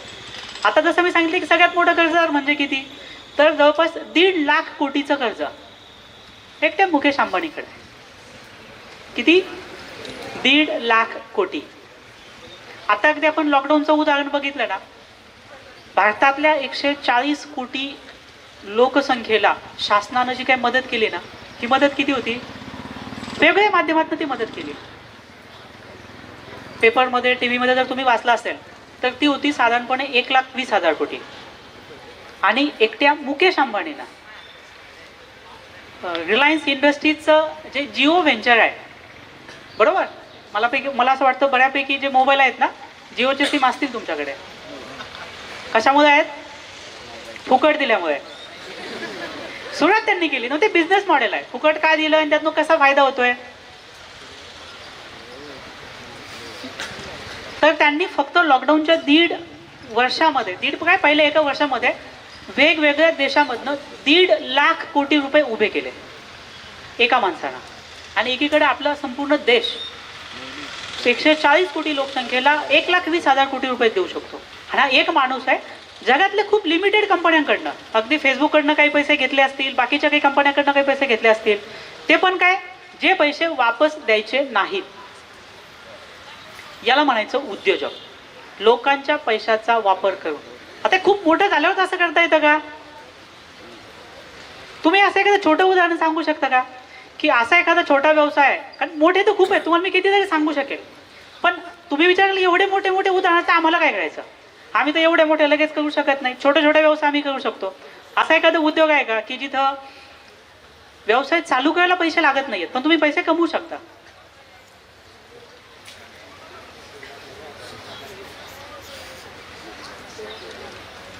मी एक उद्योजकीय प्रवास चालू केलाय मागच्या 10 वर्षात, असे कितीतरी सांगू शकतो. आणि त्या पद्धतीचे उद्योग मी करतो, ज्या उद्योगामध्ये खूप जास्त गुंतवणुकीची गरज नसते पण खूप जास्त पैसे आपल्याला भेटू शकतात चांगल्या मार्गाने, आणि ते पण लोकांचं भलं करून. तुमच्या भागामध्ये दुधाचा व्यवसाय आहे का? मला वाटतं तुमच्यापैकी बऱ्याच लोकांच्या घरी पण गाई म्हशी काहीतरी असतील, बरोबर? तुम्हाला दुधाचं पेमेंट किती दिवसांनी होतं? 10 दिवसांनी होतं. पण तुम्ही ज्या कंपनीला दूध घालताय, कदाचित तुम्ही एखाद्या डेअरीला घाल असेल, डेअरी पुढच्या ठिकाणी म्हणजे पाठवत असेल. आपण म्हणूया आपल्या नगरमधलं प्रभात डेअरी आहे, बरोबर? आता कधीतरी तुम्ही दुधाची पिशवी पण आणत असाल. दुधाची पिशवी आणल्यानंतर कितव्या दिवशी तुम्हाला पैसे द्यावे लागतात? लगेच द्यावे लागतात. मग हे उद्योजक, मी जर उद्योजक आहे ना, मला दुधाचा व्यवसाय चालू करायचा, तर मी काय म्हणेल, मी 10 दिवस उधार माल घेतो, जे तुम्ही ऑलरेडी देताय. मी काय करतो, दुधाचा व्यवसाय चालू करू शकतो, दूध प्रोसेसिंगचा. उधार माल घ्यायचा, त्याच्यावर प्रोसेसिंग करायची आणि तो माल रोख स्वरूपात विकायचा. पैसे लागतील का मला? विचार करा तुम्ही. म्हणजे अगदी खूप छोट्या लेवलचा पण तुम्ही विचार करा. अगदी म्हणजे प्रभात डेअरी ऐवजी एक छोटी डेअरी आहे, गावामध्ये कलेक्शन सेंटर आहे, त्या कलेक्शन सेंटरमध्ये उद्योग चालू करायचा आहे. हे तुम्हाला मी काय सांगतोय, वयाच्या 15व्या वर्षी, वयाच्या 16व्या वर्षी उद्योग चालू करणं, आता भारतामध्ये कितीतरी छोटे छोटे उद्योजक होत आहेत. छोटे छोटे म्हणजे ते एकदम छोटे नाही आहेत, वयानं छोटे आहेत. त्यांच्या विचारानं, त्यांचे प्रगल्भता एवढ्या मोठ्या झाल्यात ना, काही कोटीमध्ये ते उद्योग करतात. मुंबईमध्ये एक आत्ता म्हणजे डिलिव्हरीचा व्यवसाय चालू केला. मुंबईचे डबेवाले तुम्ही ऐकले असतील, जवळपास 5,000 डबेवाले आहेत. मला नाव आत्ता आठवत नाही आहे. 8वी मध्ये शिकत असलेला मुलगा आहे, 8वी मध्ये. तुमच्यापेक्षा छोटा आहे आणि 8वीचा आता कोणीच नाही आहे, बरोबर? त्याला काय झालं, तो एकदा काकांच्या घरी गेला. मुंबईमध्येच आहे. मुंबईमध्ये तुम्हाला माहिती की ट्रॅफिक किती आणि कशी असते. 1-1.25 तास प्रवास केल्यानंतर त्याला असं लक्षात आलं, त्याचं एक महत्त्वाचं जी काही गोष्ट म्हणजे तिकडे त्याला 4-5 दिवस थांबायचं होतं. 4-5 दिवसांची एक्झाम होती आणि त्याच्यासाठीची काही पुस्तकं घरी राहिली आहेत. आता वापस जायचं असेल तर कसं जाता येईल? तो त्याच्या पप्पासोबत तिकडे गेलेला होता. वापस तो एकटा येऊ शकत नाही. आणि डोक्यात आलं की असं जर काही असतं की आता मला ही पुस्तक इथं लागतंय ना, तर मी कोणाला तरी फोन करून सांगतोय, त्यासाठी मी पैसे पण द्यायला तयार आहे, आणि ती गोष्ट मला इथं पोहोचेल, तर किती चांगलं होईल. त्याच्या डोक्यामध्ये विचार आला की त्याच्या भागामध्ये तर मुंबईचे डबेवाले येतात, 5,000 लोक हे लोक काम करतात, आणि ते असे फक्त डबेच द्यायचं काम करतात. मी जर त्यांच्या हाताला असं काही काम देऊ शकलो तर. आणि त्या एका विचारातनं त्यांनी पार्सल देणारी कंपनी सुरू केली. आता ही कंपनी चालू करण्यासाठी तर खरंच कंपनी अशी खूप मोठी उभा करायची गरज पडली का? त्याचं काम काय होतं, एका घरातनं पार्सल घ्यायचं, दुसऱ्या घरामध्ये ते पार्सल द्यायचं. आणि कधी द्यायचं? इन्स्टंट द्यायचं आहे, कारण ते डबेवाले तर इकडून तिकडं फिरताच आहेत. ते फिरतात तर ते फक्त घ्यायचं आहे. घेत असताना ते कुठे एखाद्या ऑफिसमध्ये पण आणण्याची गरज नाही, ठेवू शकत नाही, कारण ते पटकन द्यायचं आहे. त्यासाठी त्याला ऑफिसची पण गरज पडली नाही. कर्मचाऱ्याची गरज पडली का? नाही. त्यांनी कर्मचाऱ्याचा पण विचार केला नाही. त्यांना विचार केला की एवढे मोठे कर्मचारी मी कुठून आणून त्यांना कसे पगार देऊ? हे डबेवाले आहेत ना, मी यांच्यासोबतच करार करेल. त्यासाठी ऑब्वियस त्यांनी त्या वडिलांची मदत घेतली. वडिलांना सांगितलं तर तो गायडन्स पण भेटला, आणि त्या गायडन्सच्या माध्यमातून 5,000 लोकांना तो ते काम देऊ शकला. आणि अशा पद्धतीनं त्याचा हा उद्योजकीय प्रवास सुरू झाला. म्हणजे वय हे उद्योजकतेला अजिबात अडसर ठरत नाही. आता मी तुम्हाला भांडवलाचे उदाहरण सांगितलं, असे कितीतरी उदाहरण आहेत, तुम्ही विचार करा. आता अगदी दुसरं एखादं उदाहरण सांगायचं म्हटलं ना, कितीतरी मोठे मोठे उद्योजक आहेत पहा, ज्यांनी काम करताना काय विचार केला. आता शहरामध्ये एखादं घर भाड्यानं घ्यायचं असेल, नवीन माणूस गेला ना, खूप अडचणी येतात, कारण माहिती नसतं काय. तर तिथं काय झालेलं आहे सुरू, तिथं रिअल इस्टेटमध्ये काम करणारे एजंट आहेत, त्याच्यासाठी पण भांडवलाची काही गरज लागत नाही, बरोबर? आणि ते काय करतात, एका महिन्याचं भाडं घेतात. ज्याचं घर भाड्यानं द्यायचं आहे त्याच्याकडनं, आणि ज्याला घर भाड्यानं घ्यायचं आहे त्याच्याकडनं पण. म्हणजे 30,000 रुपये महिना भाडं आहे असं एखादं घर जर घ्यायचं असेल तर त्याला त्या कामासाठी किती पैसे भेटतात? 60,000 रुपये. बरं, तो एका महिन्यात किती काम करू शकतो? किती काम करू शकतो ना. त्याच्याकडं वेळेचं बंधन आहे का? नाही. त्याला माहिती आहे की जास्त काम केलं तर जास्त हे काम होईल, खाली त्या पद्धतीचे लोकही तो उभे करू शकतो, त्या माध्यमातून हे काम वाढू शकतं. आता याच्यावर आता हा झाला एक छोटा व्यावसायिक दृष्टिकोन की तो स्वतः काम करेल, त्याच्यातनं पैसे भेटतील. पण ह्याच एका विचारात पुढे कंपन्यांनी काय केलं, आता पहा मार्केटमध्ये अशा काही कंपन्या आहेत ज्यांनी हे काम, ज्यांच्याकडे सॉफ्टवेअर आहे, ज्यांच्याकडे टेक्नॉलॉजी आहे, त्या माध्यमातून ते काम पुढे घेऊन गेले आणि त्याच्यातनं ज्या काही सॉफ्टवेअर बेस्ड कंपन्या तयार झाल्या, मकान.com, 99acres.com, magicbricks.com, अशा कितीतरी कंपन्या आहेत ज्या कंपनी या माध्यमातून सुरू झाल्या. ते तर स्वतः घर पण शोधणार नाहीत. तिथं त्यांनी काय सांगितलं, हां अशा कितीतरी लोकांना गरज असते ना, आमच्या वेबसाईटवर या, ज्यांना ज्यांना घर शोधायचं नाही इथं त्यांनी इथनं घर शोधा, ज्यांना घर भाड्यानं पाहिजे ना त्यांनी तिथं टाका. दोन्ही लोक त्या प्लॅटफॉर्मवर येतील, ज्याला घर भाड्यानं द्यायचं आहे आणि ज्याला घर भाड्यानं घ्यायचं आहे. म्हणजे ऑनलाईन माध्यमातूनच ते काम करेल. आणि त्यासाठी हे इकडं जसं एजंट सपोज एक महिन्याचं भाडं घेतात नाही आणि त्याच्यापेक्षा कमी पैसे घेऊ, त्यासाठी त्यांना विशेष काही करायचं होतं का? नाही. फक्त काय झालं बघा, ती एक बिझनेस आयडिया आहे, ज्या बिझनेस आयडियाचा वापर करून त्यांनी ते काम केलं. अशा कितीतरी गोष्टी आहेत सातत्यानं या व्यावसायिक प्रवासामध्ये आपल्याला म्हणजे काम करायला मदत करत असतात. त्याच्यामुळं विषय काय, फक्त भांडवल आपल्याला अडसर ठरत नाही, वय आपल्याला अडसर ठरत नाही, आपली कौटुंबिक पार्श्वभूमी ही पण अडसर ठरत नाही. माझा तर आतापर्यंतचा हा दृढ निश्चय आहे की प्रतिकूल परिस्थिती असणं हीच उद्योजक होण्यासाठीची सगळ्यात जास्त अनुकूल परिस्थिती आहे. म्हणजे आपल्याला जेवढ्या अडचणी असतील ना, त्या अडचणीतनं जर आपण मार्ग काढू शकलो तर त्या अडचणीतनंच खूप मोठा एखादा उद्योजक घडू शकतो आणि ह्या माध्यमातून आपला प्रवास पुढे होऊ शकतो. आता मी माझ्या मगाशी 3-4 कंपन्यांची नावं सांगितले ना, आणखी अशा काही कंपन्यांची मी तुम्हाला नावं सांगू शकतो. आता मूळ ज्या एका संकल्पनेवर मी काम करत होतो, कारण मी तुम्हाला सांगितलं उद्योजक काय विचार करतो, शक्यतो उद्योजकांना काय विचार केला पाहिजे, असा एखादा प्रॉब्लेम जो खूप मोठा प्रॉब्लेम आहे आणि जास्तीत जास्त लोकांचा आहे, तो प्रॉब्लेम मी सोडवला ना तर खूप चांगलं होईल. आता मला सांगा, आपल्या देशामध्ये सगळ्यात मोठा प्रॉब्लेम काय, जो उद्योजक म्हणून आपण विचार केला पाहिजे, की तुम्हाला काय वाटतं सगळ्यात मोठी अडचण काय, का तुमच्या सगळ्यांच्या तर पुढची मोठी अडचण काय?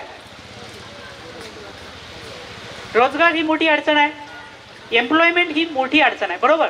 आता तर सध्या तुम्ही शिक्षण घेताय, शिक्षण घेताना याच्यानंतर काही काळानं मग तुम्ही त्या प्रवाहात येणार आहात, पण आत्ताही अनएम्प्लॉयमेंट किती आहे, म्हणजे नोकरीसाठी धडपड करतायत पण नोकरी भेटत नाही, असे किती लोक आहेत?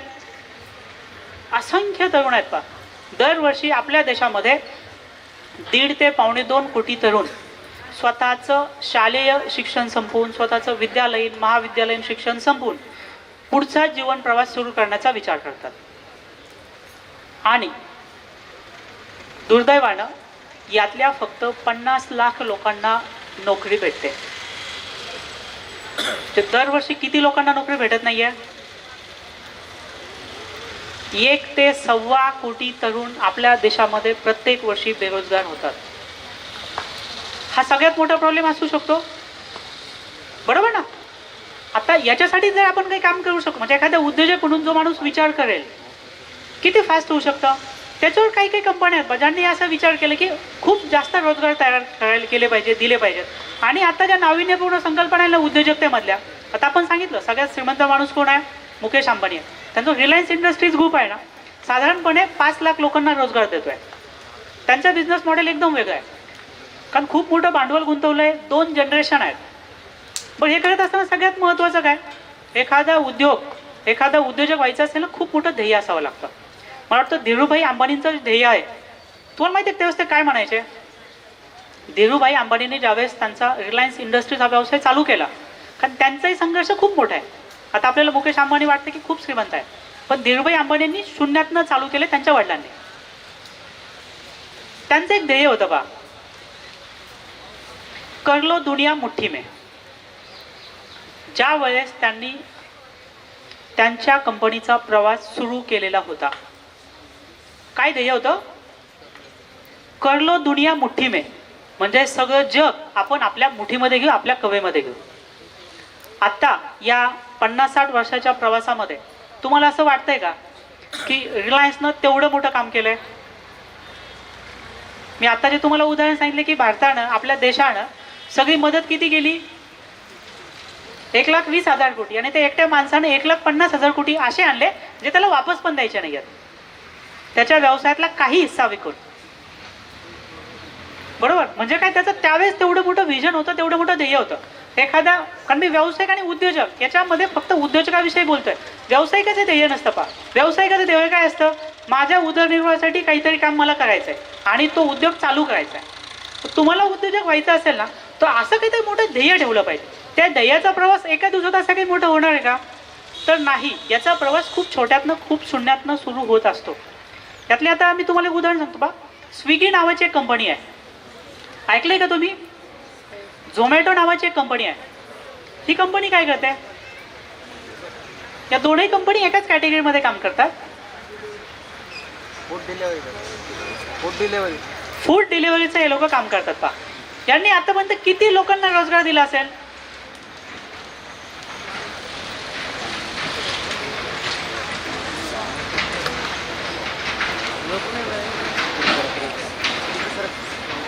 झोमॅटो ही एक कंपनी आहे, त्यांनी 13 लाख लोकांना रोजगार उपलब्ध करून दिलेला आहे. 13 लाख. आता भारतातलं सगळ्यात मोठं जे डिपार्टमेंट आहे म्हणजे शासनातलं, ते कुठलं आहे? सिक्युरिटी, म्हणजे जे सुरक्षा विभाग आहे आपला, आर्मी, नेव्ही, एअरफोर्स, बरोबर?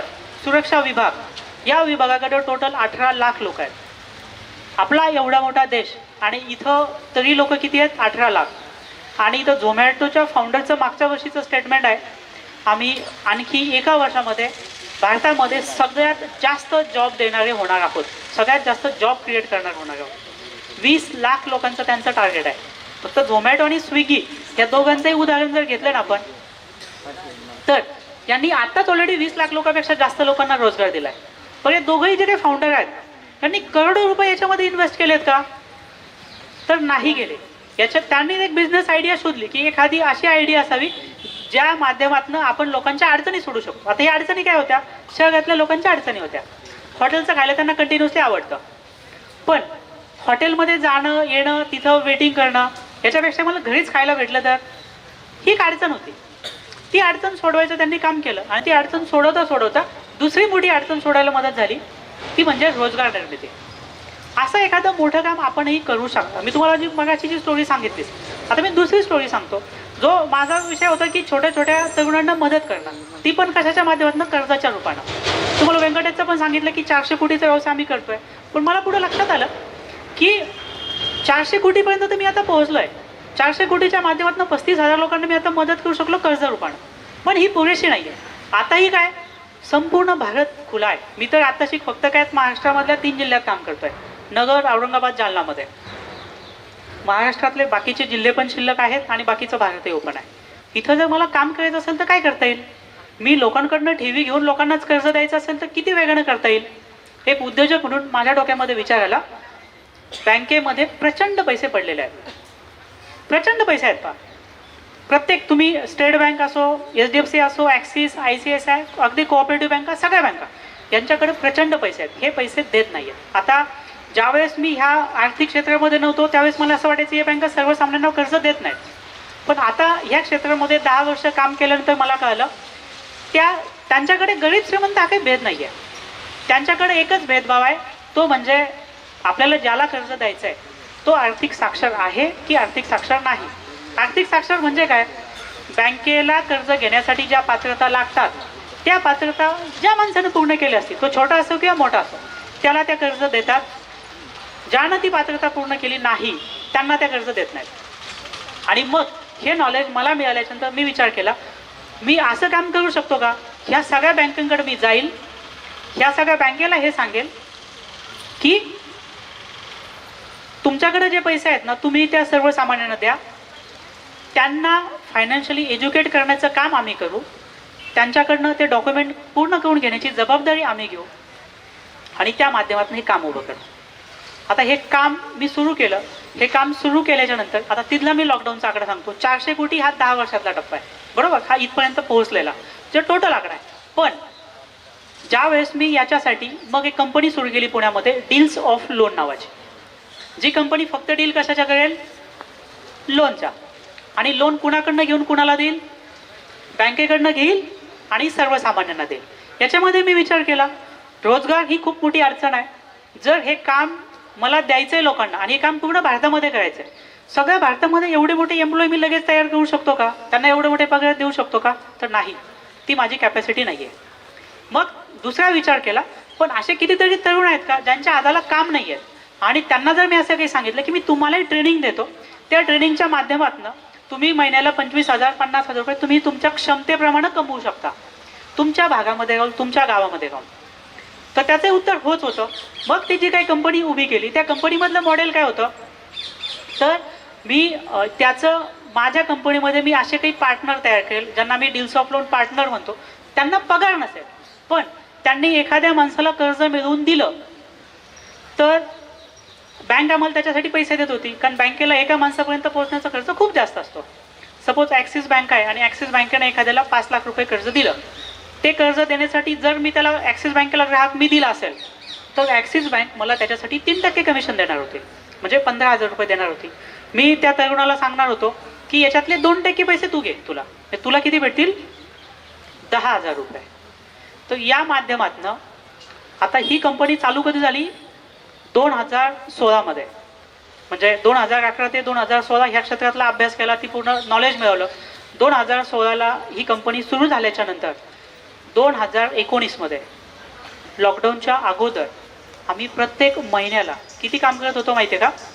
जवळपास आम्ही त्या प्लॅटफॉर्मवर 1.25 लाख पार्टनर उभे केले. 1,25,000 पार्टनर. या 1,25,000 पार्टनरच्या माध्यमातून आत्तापर्यंत भारतामध्ये जवळपास 5 लाख लोकांना आम्ही कर्ज उपलब्ध करून देऊ शकलो. 5 लाख लोकांना, ते पण कोणते कर्ज?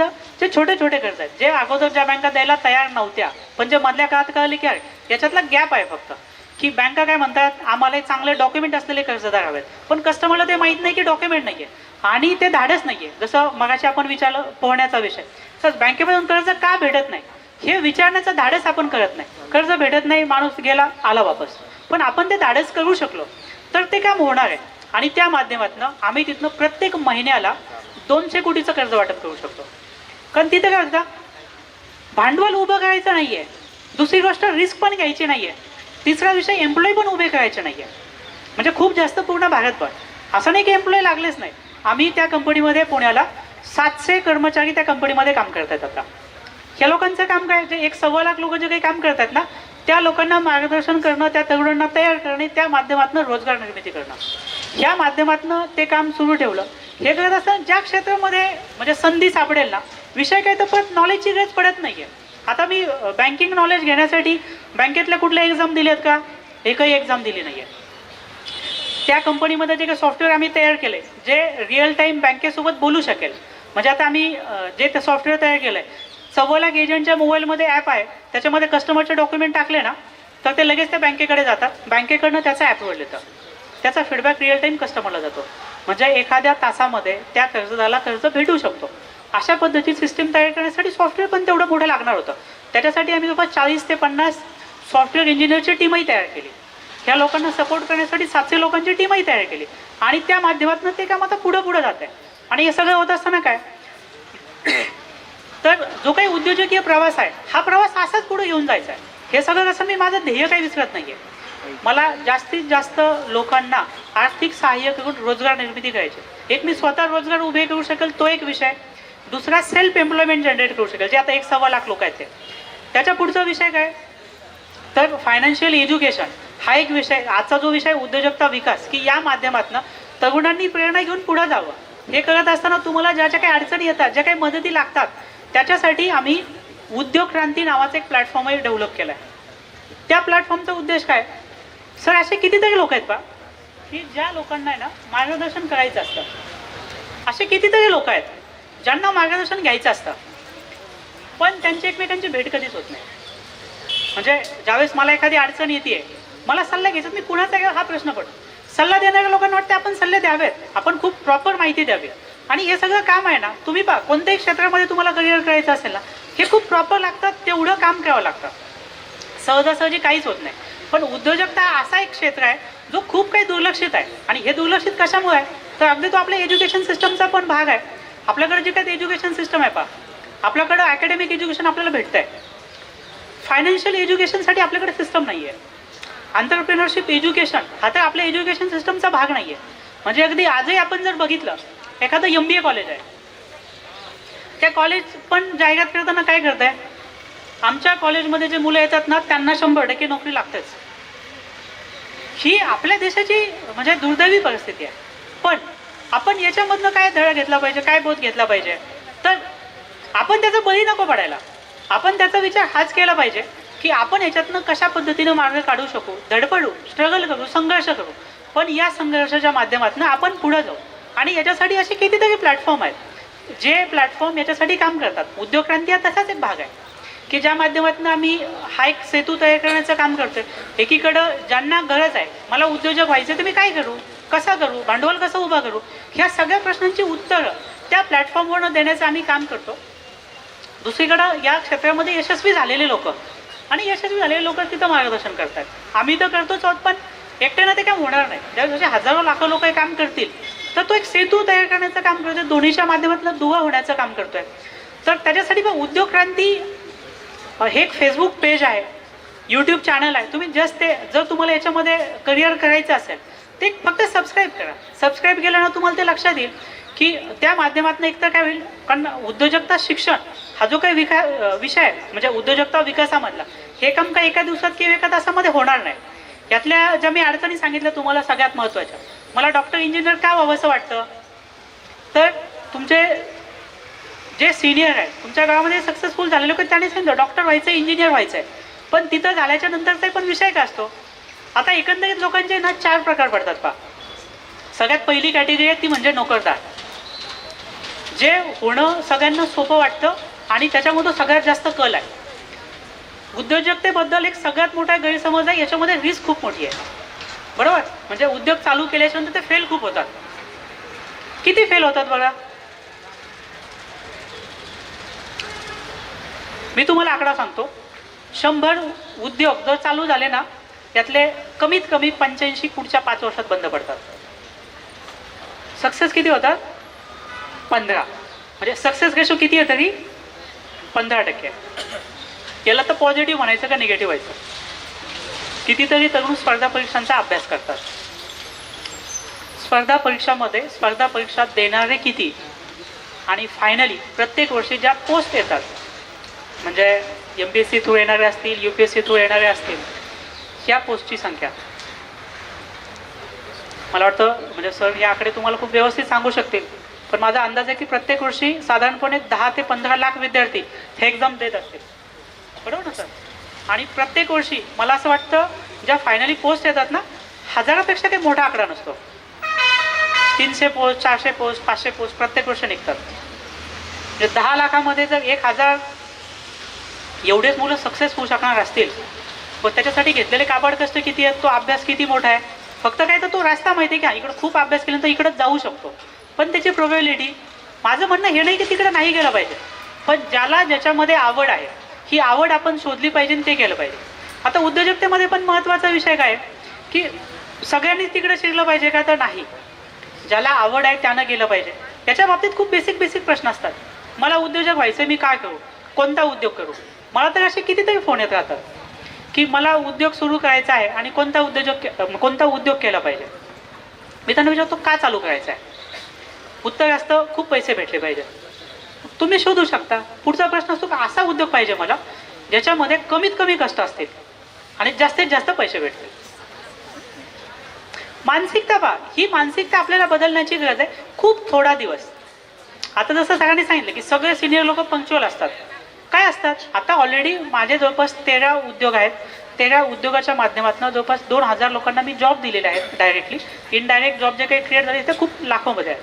पण तरी मी निवांत आहे, कारण ते एक सिस्टम बसवलेली आहे. ते सगळं नॉलेज मिळून तर पुढच्या टप्प्यावर तुम्हाला काम नाही आहे. तुमचं काम तर पुढे समाजासाठीच आहे. आता मी इथं आलो आहे, यानं काय होणार आहे, मी तुम्हाला माझा जो काही प्रवास सांगितला आहे नक्कीच म्हणजे हा दुसऱ्या एका अर्थानं काय होतो, माझ्या उद्योगासाठी, माझ्या व्यवसाय एक प्रकारे ते मार्केटिंग पण आहे ना. ॲट ए टाईम जर 200-300 विद्यार्थी हे सगळं ऐकणार आहेत, उद्देश माझा मार्केटिंग नाही आहे, पण इनडायरेक्टली काय होणार आहे म्हणजे इथून पुढे जे काही सोशल वर्क केलं जाणार आहे त्याचा इम्पॅक्ट पण तो बिझनेसला होणारच आहे. त्याच्यात तुम्ही फक्त सक्सेसफुल झाले, ते बिझनेस मॉडेल तयार केलं तर त्या माध्यमातून आपण पुढं नक्की जाऊ शकतो. पण हे जाताना ती क्लॅरिटी खूप पाहिजे. हा म्हणजे आता एखादं आपण उदाहरण घेऊ. एखाद्याला स्पोर्टमध्ये करिअर करायचं आहे. त्यानं जर एखाद्याला विचारलं की मला स्पोर्टमध्ये करिअर करायचं आणि कशामध्ये करू, हा प्रश्न व्हॅलिड आहे का इनव्हॅलिड आहे? चुकीचा आहे का बरोबर आहे?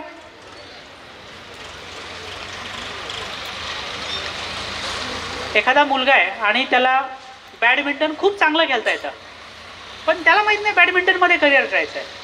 आणि तो जर दुसऱ्याला विचारत असेल की मी स्पोर्टमध्ये करिअर कशामध्ये केलं पाहिजे, तर याचं बेसिक उत्तर काय? बॅडमिंटनमध्येच करिअर केलं पाहिजे. उद्योजकता हा विषय काय, तो प्रत्येक क्षेत्रामध्ये उद्योजकता आहे. तुम्हाला जे क्षेत्र आवडतं आहे ना, आणि आवड किती चांगला विषय आहे, आपण आपल्या आवडीचं काम कंटिन्युअसली करू शकतो. आता तुम्ही पहा, म्हणजे जे लोक नोकरी करतात ना, यातले किती लोक असतात ते आवडीनं नोकरी करतात? खूप कमी प्रोफेशन असे आहेत की ज्याच्यामध्ये लोक समाधानाने आनंदाने करतात. शिक्षण हा एक त्याला अपवाद आहे. पण एखाद्या कंपनीमध्ये काम करणारे लोक असतात, तिथला विषय काय असतो, मला कोणती तरी नोकरी भेटली पाहिजे. आता आम्ही ज्यावेळेस इंटरव्ह्यू घेतो ना, आमचे जी इंटरव्ह्यू घेणारी HRची टीम असते, त्यांच्याकडचा फीडबॅक असतो की MBAचे मुलं आले होते क्लिनिकलच्या पोस्टसाठी. MBA झालेला मुलगा, CA झालेला मुलगा आलेला असतो बेसिकली ज्युनियर एक्झिक्युटिव्हच्या पोस्टसाठी. एवढं मोठं शिक्षण घेतलं आहे, डिग्री घेतली, पण काय, ह्या खूप मोठ्या अडचणी येतात. पण हे समजून घेतलं पाहिजे. आपण जर फक्त डिग्रीच्या मागं लागलो ना, तर त्या खूप मोठ्या अडचणी आहेत. आता काल परवा आम्ही आमच्या एम्प्लॉईसाठी एक ट्रेनिंग घेतलं होतं. त्याच्यामध्ये खूप चांगलं उदाहरण आम्हाला त्या ट्रेनरनं सांगितलं की त्यानं सांगितलं, एखादा माणूस आहे. आता मी सांगितलं की माझं पोस्ट ग्रॅज्युएशन झालं, माझं MA झालेलं आहे. MA झालेलं आहे, याला काय एव्हिडन्स असतो बरं? काय असतो? सरांनी सांगितलं बघ, सर्टिफिकेट हा एक विषय असतो की सर्टिफिकेटच्या माध्यमातून मी MA झालं हे सिद्ध करू शकतो, साध्य करू शकतो. पण आता हे झालं फक्त अकॅडमिक लाईफपर्यंत. आता मी जसं तुम्हाला सांगितलं, अकॅडमिक लाईफच्या नंतर तुम्ही ज्यावेळेस वास्तविक जीवनाचा सामना करता, तिथं गेल्याच्या नंतर त्या सर्टिफिकेटची व्हॅल्यू किती असते? तिथं गेल्याच्या नंतर म्हणजे आम्ही तर काय टाकलं असतं, आम्हाला पदवीधर पण चालतील एखाद्या पदासाठी. पदवीधर काय, अगदी छोट्या छोट्या पोस्टसाठी, म्हणजे अगदी पिऊनच्या पोस्टसाठी MBAची मुलं आलेले आहेत, पोस्ट ग्रॅज्युएट आले, तिथे आम्हाला फक्त 12वी पास कॅन्डिडेट लागतात. मग प्रॉब्लेम काय, त्या पदाला साजेसे असणाऱ्या पोस्टसाठी ते काय जाऊ शकत नाहीत? कारण त्यांनी फक्त ते सर्टिफिकेट मिळवलेलं आहे, त्या एक्झाम पास केलेल्या आहेत. पण त्याच्यासाठी ज्या काही गोष्टी लागतात आता वास्तविक जीवनामध्ये, भले तुम्ही नोकरी करा, व्यवसाय करा, याच्यासाठी गरज आहे स्किलची. वेगवेगळे स्किल तुम्हाला अवगत करावे लागतील. म्हणजे अगदी तुम्ही एखादा इंटरव्ह्यू देऊ शकला नाही आणि तुमच्याकडे अफाट नॉलेज आहे, जॉब भेटतो का? इंटरव्ह्यू द्यायचा आहे तर काय पाहिजे आपल्याकडं? कम्युनिकेशन स्किल पाहिजे, एक कॉन्फिडन्स पाहिजे की मी कॉन्फिडेंटली इंटरव्ह्यू देऊ शकतो. आपण याच्यासाठी कधी वेळ देतोय का? तुमच्या कॉलेजमध्ये सातत्याने वेगवेगळ्या ॲक्टिव्हिटी होतात. ह्या ॲक्टिव्हिटीमध्ये तुम्ही किती पार्टिसिपेट असता? किती सक्रिय सहभाग घेताय? की फक्त पुस्तकी अभ्यासाच्या आधारे पुढे पुढे जायचा प्रयत्न करताय? मला असं वाटतं तुम्ही कोणतंही करिअर करा. मगाशी मी जे तुम्हाला एक करिअर सांगितलं, एक विषय नोकरी, त्याच्या पुढचा दुसरा टप्पा असतो सेल्फ एम्प्लॉईड. सेल्फ एम्प्लॉईड म्हणजे काय? स्वयंरोजगार. स्वतःचा व्यवसाय आहे, पूर्ण वेळ तो काम काय करतोय, म्हणजे स्वतःचे किराणा दुकान आहे, किराणा दुकानमध्ये तो काम करतोय. तो दुकानात गेला तरच दुकान उघडू शकेल. म्हणजे सकाळी दुकानाची साफसफाई करायला पण तोच असतो, दुकान उघडायला तो असतो, दुकान बंद करायला तो असतो. तो झाला स्वयंरोजगार. मी उद्योजकता म्हणजे स्वयंरोजगार हे म्हणत नाही आहे. उद्योजकतेच्यापेक्षा खूप मोठी संकल्पना आहे. जे मी मागाशी तुम्हाला सांगण्याचा प्रयत्न, खूप इनोव्हेटिव्ह मार्गाने तो काम करतो, हजारो लाखो लोकांना रोजगार देण्याचा विचार करतो, नाविन्यपूर्ण पद्धतीने करतो. तिथं त्याने स्वतः काम करणं अपेक्षितच नाही आहे. तर हे स्वयंरोजगार आणि नोकरदार याच्यामध्ये काय फरक आहे बघा, एम्प्लॉईड आणि सेल्फ एम्प्लॉईडमध्ये? अगदी सोप्या भाषेत सांगायचं म्हटलं ना, नोकरी म्हणजे 8 तासाचा स्वयंरोजगार. 8 तास काम केलं, विषय संपला. स्वयंरोजगार म्हणजे काय? दुकानदाराची वेळ संपते का? नाही संपत. अगदी सकाळी 7ला उघडावे लागते आणि संध्याकाळी 9-10 वाजेपर्यंत पण दुकान चालू असते. म्हणजे काय थोडक्यात अगदी 14-15 तास नोकरी करणं म्हणजे स्वयंरोजगार. तिथेही आपण जायला नको आहे. आता जसं तुम्ही सांगितलं की मला CA व्हायचंय, CS व्हायचंय, तुमच्यापैकी किती लोकांचं हे टार्गेट फक्त CA CS व्हायचंय? तर CA CS मला जॉब मिळवण्यासाठी व्हायचंय का, की मला त्याच्यामध्ये मोठी कंपनी सुरू करण्यासाठी व्हायचंय?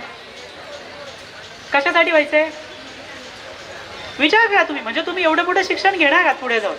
आत्ता तुम्ही 11वी-12वी करताय, पुढं CAच्या तुम्ही एक्झाम देणार. एक्झामचा परत रेशो किती आहे? 1% जास्त आहे का सर? म्हणजे 1% रेशो आहे. म्हणजे पहा, म्हणजे 200 विद्यार्थ्यांनी जर ठरवलं मला फायनली CA एक्झाम क्वालिफाय करायची आहे, मार्केटचा रेशो सांगतोय. म्हणजे इथले विद्यार्थी खूप हुशार असतील, 200 पैकी 200 क्वालिफाय होऊ शकतील, पण मार्केटचा रेशो आहे 1%. पण ते होऊ नये पुढचं काय? तिथं तुम्ही स्वयंरोजगारासाठी जाणार आहात का उद्योजकतेसाठी जाणार आहात? जर उद्योजकतेसाठी जायचं असेल ना, तर माझं म्हणणं आहे की ते करण्याची गरज नाहीये. तुम्ही तुमच्याकडे कितीतरी CA अपॉइंट करू शकता, कितीतरी CS अपॉइंट करू शकता. कारण सगळ्यांचे मार्केटमध्ये माणसं आपल्याला नोकरदार व्हायचे. मी 30,000 पगार घेईल, 50,000 पगार घेईल, 1,00,000 पगार घेईल आणि त्या माध्यमातून पुढे जाईल. त्याच्यामुळे आपल्यालाही ठरवायची गरज आहे. अगदी डॉक्टर व्हायचं असेल ना, तर तुम्ही पहा डॉक्टरांची वेळ किती वेळ त्यांच्या प्रॅक्टिसची, किती वाजता दवाखाना उघडतात, किती वाजता दवाखाना बंद करतात तुमच्या परिसरातले? हां, सकाळी 9-10 वाजता दवाखाना उघडतो, बंद कधी होतो? संध्याकाळी 8-9ला बंद होतो. अगदी ग्रामीण भागामध्ये. आणि रात्री अचानक 2 वाजता एखादा पेशंट आजारी पडला, मला वाटतं डॉक्टर उठत असतील, बरोबर?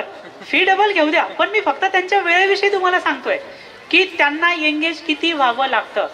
म्हणजे एकतर काय, आता टार्गेट आहे की मला डॉक्टर व्हायचंय, पण डॉक्टर होऊन पुढे काय करायचंय? मला डॉक्टर म्हणून दुसऱ्या एखाद्या मोठ्या हॉस्पिटलमध्ये प्रॅक्टिस करायची आहे, मला क्लिनिक चालू करायचंय का मला हॉस्पिटल उभं करायचंय? याच्यामध्ये म्हणजे आपल्या एज्युकेशन सिस्टमचा जो काही भाग आहे ना, याच्यामध्ये तुम्ही तुमचं करिअर कंप्लीट केल्याच्या नंतर भले CA असू द्या, CS असू द्या, CFO असू द्या, इकडं तुम्ही डॉक्टर कुठल्या फील्डमध्ये असू द्या, तुम्हाला तिथलं एज्युकेशन कशातलं दिलं तर तुमच्या डोमेनमधलं. म्हणजे एक्झॅक्टली पेशंटला नीट कसं करायचं याचं ट्रेनिंग तुम्हाला दिलं जातं. इकडं CA मध्ये अकाउंटिंग कसं करायचं आहे, ऑडिटिंग कसं करायचं याचं एज्युकेशन तुम्हाला दिलं जातं. पण तुमच्याकडं क्लायंट कसे येतील, खूप जास्त कसे येतील आणि त्या माध्यमातून खूप जास्त पैसे कसे भेटतील, त्या उद्योगातनं मी जास्त वेळ न देता कसा मोठा होऊ शकेल, हे शिक्षण तिथं दिलं जात नाही. तो आपल्या फॉर्मल एज्युकेशन सिस्टमचा भाग नाही आहे. त्याच्यावर तुम्ही आत्ता तो विचार सायमल्टेनियसली करायला सुरुवात केली ना, तुम्ही जे क्षेत्र निवडले ते योग्यच आहे. असं कोणतंही क्षेत्र नाही की ज्या क्षेत्रामध्ये स्कोप नाही त्या क्षेत्रामध्ये तुम्ही तुमचा उद्योजकीय विकास करू शकत नाही. पण त्याच्या अगोदर तुम्हाला उद्योजकीय मानसिकता तयार करावी लागेल की ही मानसिकता नेमकी काय. आता मी जे सांगण्याचा प्रयत्न करतोय, डॉक्टर व्हायचं तर डॉक्टरच व्हा, पण काय याचा विचार करण्यासाठी खूप मोठ्या भांडवलाची गरज नाही आहे. आत्तापासून तो विचार खूप क्लिअर असणं गरजेचं आहे. ते प्रवास करणारे लोक काय त्यांना तुम्ही भेटलं पाहिजे. आत्तापासून वेगवेगळे सेमिनार्स, वर्कशॉप उद्योजकतेच्या रिलेटेड ते तुम्ही अटेंड केले पाहिजेत.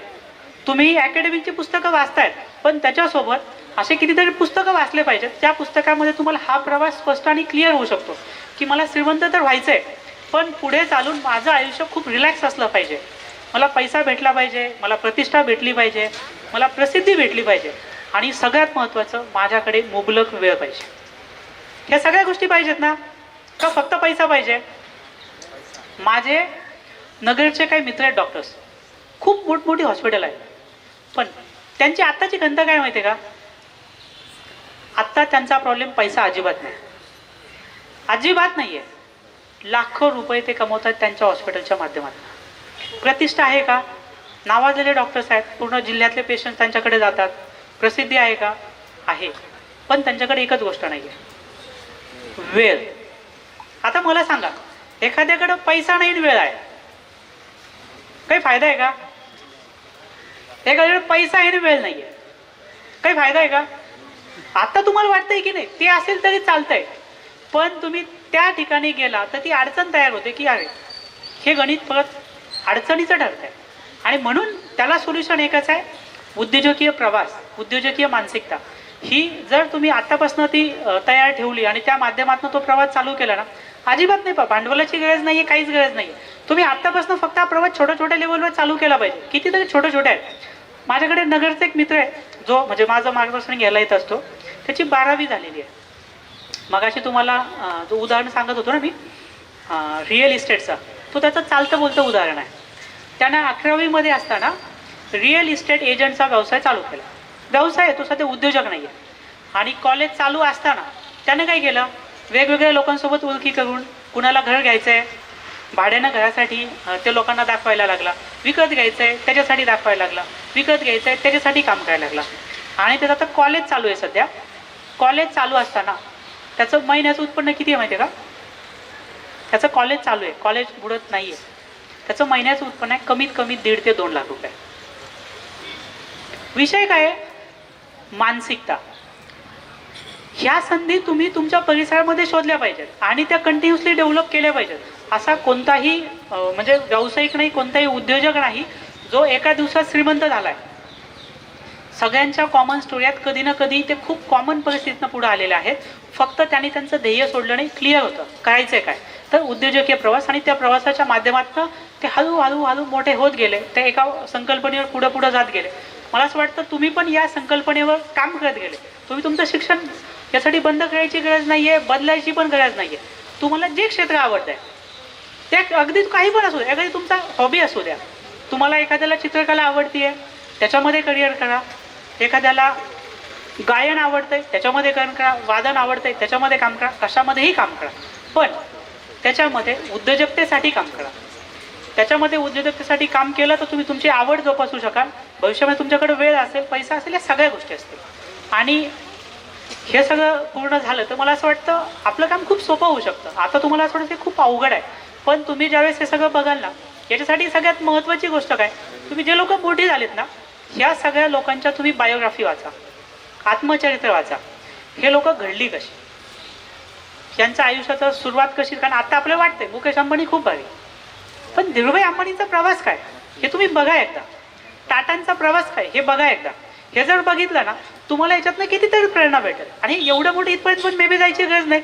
तुमच्या परिसरामध्ये जे सक्सेसफुल लोक झाले त्यांना पण विचारा, त्यांना भेटत राहा, बोलत राहा. त्या माध्यमातून हा सगळा प्रवास झाला तर मला असं वाटतं खूप चांगलं होऊ शकतं. आणि 1.5 तास तुम्ही एवढं शांतचित्ताने जे काही ऐकून घेतलंय, तर खरंच तुमच्या सगळ्यांचे मनापासून आभार. सरांनी सांगितल्याप्रमाणे मी कर्ज मोठ्या मोठ्या उद्योगांना देणार नाही, उद्योगींना देणार नाही, तर मी कर्ज छोट्या छोट्या, म्हणजे असं आहे सरांनी सांगितल्याप्रमाणे 1 लाख रुपये त्यांच्याकडे नव्हते, म्हणजे या प्रकारचे जे व्यावसायिक आहेत परंतु ज्यांची काहीतरी करण्याची इच्छा आहे, ज्या वेळेला व्यवसाय सरांनी चालू केला त्यावेळेला सरांची ही परिस्थिती होती. असे जे काही लोक आहेत अशा लोकांना कर्ज देऊन त्यांना उद्योजक बनवायचं, त्यांना व्यावसायिक बनवायचं, असं जे टार्गेट सरांनी त्यांच्या 1.5 तासाच्या भाषणामध्ये 3 ते 4 वेळेस परत ते सांगितलं. त्याच्यामुळं मी असं म्हणेल की आपलं टार्गेट ठरवल्यानंतर आपण कुठून आलो आहे, कुठून आपण सुरुवात केलेली आहे आणि आपल्याला खरोखर कुठे जायचं आहे आणि कशा करता जायचं आहे हे सगळं निश्चित करणं महत्त्वाचं आहे. नाही जर टार्गेट ठरवलं नाही तर आपल्याला कुठेही जाता येणार नाही. पर्यायाने आपण कुठेतरी भरकटत जाऊ, रस्ता चुकू. जर आपलं टार्गेट निश्चित असेल तर आपण उशिरा का होईना परंतु त्या टार्गेटपर्यंत पोहोचू शकतो. आजच्या कार्यक्रमाचे प्रमुख अतिथी सन्माननीय श्री अविनाश शिंदे साहेब, chairman Shri Venkatesh multitech cooperative credit society Ahmednagar. आज त्यांनी अनमोल वेळ देऊन आपला स्वतःचा अतिशय प्रेरणादायी प्रवास आपल्यासमोर उलगडला आणि त्याचप्रमाणे उद्योजक होण्यासाठीची असणारी पात्रता आणि काही ट्रिक्स आपल्याला सांगितल्या, कारण आपल्यामध्ये आणि त्यांच्यामध्ये फार मोठं साम्य आहे. एका फार्म वर्कर घरातली ती आहेत आणि आमचेही सगळे विद्यार्थी याच घरातून आलेले आहेत. म्हणून निश्चितच आपल्या मार्गदर्शनाचा या विद्यार्थ्यांना खूप असा फायदा होणार आहे. आओ चले मिलके करे सेवा अभियान, आओ चले मिलके करे सेवा अभियान. यशवंत प्रतिष्ठान, यशवंत प्रतिष्ठान, यशवंत प्रतिष्ठान, यशवंत प्रतिष्ठान.